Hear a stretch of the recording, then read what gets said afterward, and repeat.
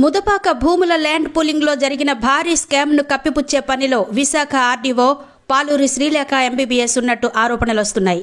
ఈ వ్యవహారంపై సమగ్ర విచారణ చేయాల్సిన ఆర్డీఓ అంతా సజావుగానే జరిగిందంటూ ముదపాక దళిత రైతులు పెట్టుకుంటున్న అర్జీలను ఎప్పటికప్పుడు ముగించేసి చేతులు దులిపేసుకుంటున్నారు. దళితుల ఫిర్యాదులను అనుసరించి ముదపాక భూముల వ్యవహారంపై విచారణ చేయాలంటూ కూటమి ప్రభుత్వంలో కీలకమైన మంత్రి నారా లోకేష్ పంపిన ఎండార్స్మెంట్లను కూడా ఆర్డీఓ పాలూరి శ్రీలేఖ బుట్టదాఖలు చేశారంటూ దళిత రైతులు వాపోతున్నారు. వైసీపీ ప్రభుత్వంలో ముదపాక భూముల ల్యాండ్ పూలింగ్లో భారీ స్కామ్కు ఆద్యుడైన అప్పటి తహసీల్దార్ ఆనందరావుతోనే ఇప్పుడు నివేదికను తీసుకుని ఫిర్యాదును ముగించడం చూస్తుంటే ఆర్డీఓ శ్రీలేఖ అక్రమార్కులకు అండగా నిలుస్తున్నట్టు అనుమానాలు వ్యక్తమవుతున్నాయి.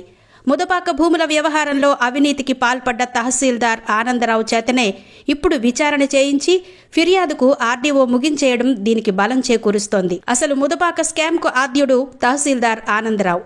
ముదపాక ల్యాండ్ పూలింగ్ వ్యవహారంలో అనేక ఆరోపణల మధ్య ఆనందరావును అప్పటి ప్రభుత్వం బదిలీ చేసింది. అయితే కూటమి ప్రభుత్వం రావడంతోనే మళ్లీ ఆనందరావుకు పెందుర్తి తహసీల్దార్గా పోస్టింగ్ వచ్చేసింది. దీనికి గాను పెందుర్తికి చెందిన కూటమి నేత భారీ పెద్ద మొత్తాన్ని కొట్టేసినట్టు కూడా వార్తలున్నాయి. ఇంత దారుణం జరుగుతున్న రాజకీయ ఒత్తిడితో జిల్లా కలెక్టర్ హరేంద్ర ప్రసాద్ ఈ దురాగతానికి అడ్డుకట్ట వేయలేకపోయారనే విమర్శలున్నాయి.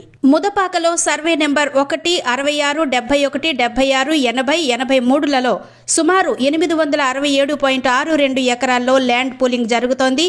అయితే వైసీపీ ప్రభుత్వంలో కీలకమైన నాయకుడు వైవి సుబ్బారెడ్డికి ఆప్తుడైన నడిరపల్లి వెంకట రామరాజు అలియాస్ జలవిహార్ రామరాజు ఈ భూములపై కన్నేశాడు.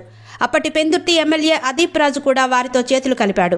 అప్పట్లో పెందుర్తి తహసీల్దార్ కార్యాలయం జలవిహార్ రామరాజు చేతుల్లోనే ఉండేది. రామరాజు సొంత కారులో ఆనందరావు తహసీల్దార్ బోర్డు తగిలించి తిరిగేవారు. అప్పటి జిల్లా కలెక్టర్ ఏ మల్లికార్జున అండదండలు ఉండడంతో దళిత బీసీ రైతుల కడుపు కొట్టి మొత్తం భూముల్ని రామరాజు పరం చేయడానికి జిల్లా యంత్రాంగం పూర్తిగా పనిచేసింది. ఇక్కడ రైతులందరూ పేదవాళ్లు కావడం, వారికి రాజకీయ అండదండలు లేకపోవడంతో అధికారులు చెలరేగిపోయారు. రైతులకున్న డీఫారం భూములు అమ్మడానికి కొనడానికి చట్ట ప్రకారం వీల్లేదు. అప్పట్లో జగనన్న కాలనీ కోసం ఈ భూముల్ని తీసుకుని బదులుగా ఎకరా ఒక్కింటికి వీఎంఆర్డీఏ వేసిన లేఅవుట్లో 900 గజాల స్థలాన్ని ఇవ్వడానికి జీవో విడుదలైంది. అయితే రామరాజు రైతులను మభ్యపెట్టి వారి నుంచి కారు చౌకగా భూముల్ని కాజేశాడు. ఎకరాకు కేవలం ₹1,00,000 అడ్వాన్స్ ఇచ్చి భూములకు అగ్రిమెంట్ చేయించుకున్నాడు. ఈ రైతులకు ఇవ్వాల్సిన ల్యాండ్ పూలింగ్ సర్టిఫికెట్లను తహసీల్దార్ ఆఫీసు నుంచి తనే తీసేసుకున్నాడు. పేరుకు మాత్రం రైతులకు ఎల్పీఓలు ఇస్తున్నట్టు ఫోటోలు తీసి పెట్టుకున్నారు.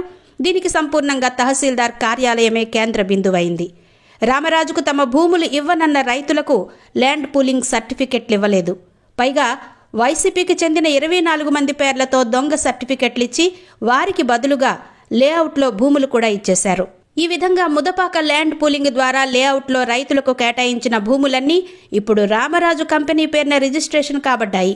లేఅవుట్లో భూములన్నీ ఒకే కంపెనీ పేరున రిజిస్ట్రేషన్ జరిగినా ఇది ఏమాత్రం తప్పు అని జిల్లా రెవెన్యూ అధికారులకు అనిపించలేదు.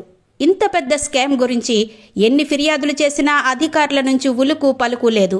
ఎన్నికల ముందు ప్రచారానికి వచ్చిన చంద్రబాబు, పవన్ కళ్యాణ్, నారా లోకేష్ తాము అధికారంలోకి వచ్చిన వెంటనే ఈ సమస్యను పరిష్కరిస్తామని హామీల మీద హామీలిచ్చారు. కానీ ఇప్పటికీ దళితులు అర్జీలు పట్టుకుని జిల్లా కలెక్టర్ కార్యాలయం చుట్టూ తిరుగుతూనే ఉన్నారు.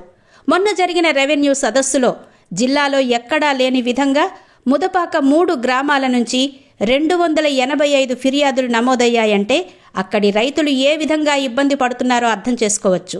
రైతులకు లేఅవుట్లో భూములు కేటాయించేటప్పుడు లాటరీ పద్ధతి అవలంబించాలి. కానీ అది కూడా జరగలేదు. ఇలా రైతుకు ల్యాండ్ పూలింగ్ సర్టిఫికెట్ ఇవ్వడం, ఆ వెనువెంటనే రామరాజు కంపెనీకి ట్రాన్స్ఫర్ కావడం ఒక్క రోజులోనే జరిగిపోయాయి.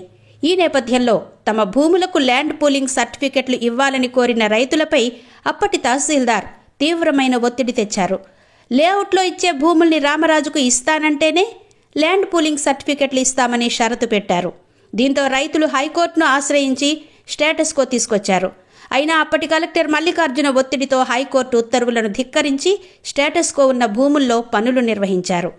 ఈ విషయాన్ని హైకోర్టు నియమించిన కమిషనర్ లక్ష్మీనారాయణ స్పష్టంగా తన నివేదికలో వెల్లడించారు. అయినా గానీ ఆర్డీఓ శ్రీలేఖ ఈ విషయాన్ని తన ముగింపు జవాబులో దాచిపెట్టారు. ఫిర్యాదులో పేర్కొన్న విషయమై పెందుర్తి తహసీల్దార్ విచారణ చేసి ప్రభుత్వ మార్గ నిర్దేశకాలకు అనుగుణంగానే ల్యాండ్ పూలింగ్ జరిగిందని, హైకోర్టు పరిధిలో ఉన్న సర్వే నంబర్ 76, 80, 83, 82, 75, 38, 66లో ల్యాండ్ పూలింగ్ చేయలేదని ఆర్డీఓ శ్రీలేఖ జవాబిచ్చి ఫిర్యాదును ముగించారు. అయితే ఇందులో కోర్టులో ఉన్న భూములకు ల్యాండ్ పూలింగ్ చేయలేదని జవాబులో చెప్పారు. కానీ హైకోర్టు ఇచ్చిన స్టేటస్ కోను అనుసరించి ఈ భూముల్లో పనులు జరగడం లేదని మాత్రం చెప్పలేదు. పైగా కోర్టు స్టేలో ఉన్న భూముల్లో చురుగ్గా పనులు జరుగుతున్నాయి. దానికి సంబంధించిన ఆధారాలు పుష్కలంగా ఉన్నాయి. అయితే మంత్రి లోకేష్ కార్యాలయం నుంచి ఆర్డీఓ కార్యాలయానికి నవంబర్ 13న వచ్చిన తాకీదులో సమస్య పరిష్కారం కాలేదు. అసమగ్ర ఎండార్స్మెంట్, పునర్విచారణ అవసరం అని ఉంది. అయినా ఈ ఫిర్యాదును డిసెంబర్ 2న ఆర్డీఓ శ్రీలేఖ క్లోజ్ చేసేశారు.